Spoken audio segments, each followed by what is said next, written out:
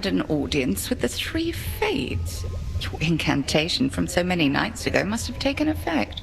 Hermes indicated they're in good spirits, but shall be continuing their leave. Well done drawing them out, nevertheless. Thank you, Headmistress. I get the impression that they sought me more so than the other way around, but at least we know they're safe. They also mentioned you. They did they? In what capacity?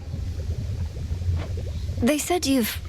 Well, is there someplace more private where we can discuss this, do you think? Let's to the springs. You've earned the rest. And we can sit and talk about what's on your mind, and theirs.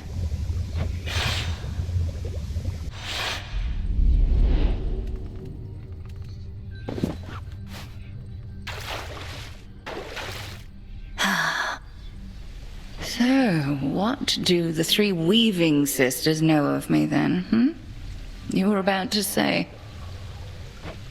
They told me... I believe the phrase they used was you had pulled some strings. They didn't elaborate, but suggested I ask you about it. Pulled strings. I know full well what they meant. But to this point I was uncertain whether they did. Let me twist your question back. What do you suppose they implied?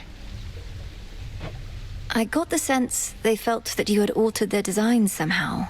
Pulling strings, changing their weavings, and not in a small way either, but I merely guess. You don't merely anything, Malinois. Well, if those three already know my past, you ought to know it too. And 'tis easier to explain, I suppose, if you look upon me as I am. Headmistress, what?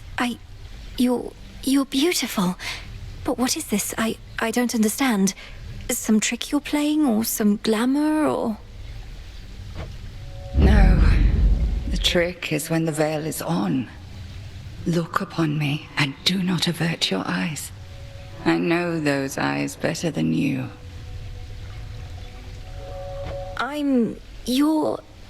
How is this possible? Who are you? When I was a mere babe, I washed up on the bank of the Hecate with naught but moonlight to guide me. Selene looked out for me, informed me that the Titan Kronos took my family, and that I alone escaped. Thus I trained. You trained for the task. Death to Kronos. You attempted all of that before I did. Before is not entirely correct. I was a capable student, but very raw. Vengeance was my headmistress.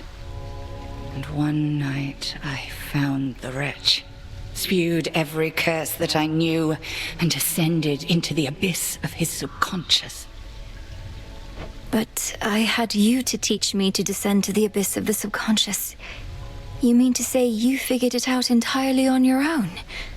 That's impossible. Speaking from experience, I beg to differ. But at any rate, something did go awry. Time and nightmare fused, and I discovered I was someplace else.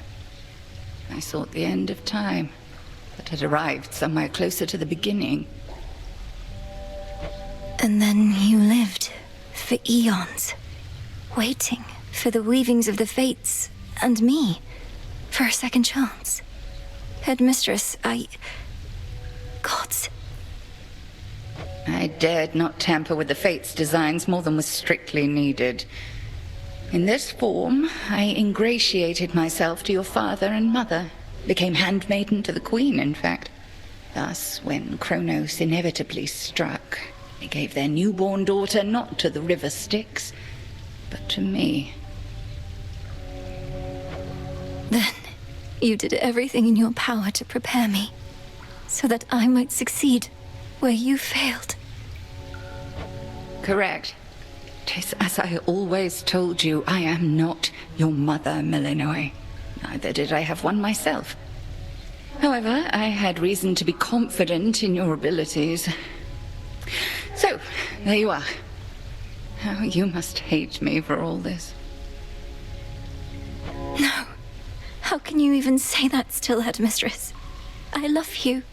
And you are my mother, whether you can admit it or not. And even if we're far too much alike.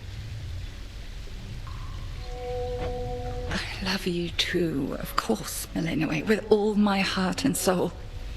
Far more than I could ever love myself.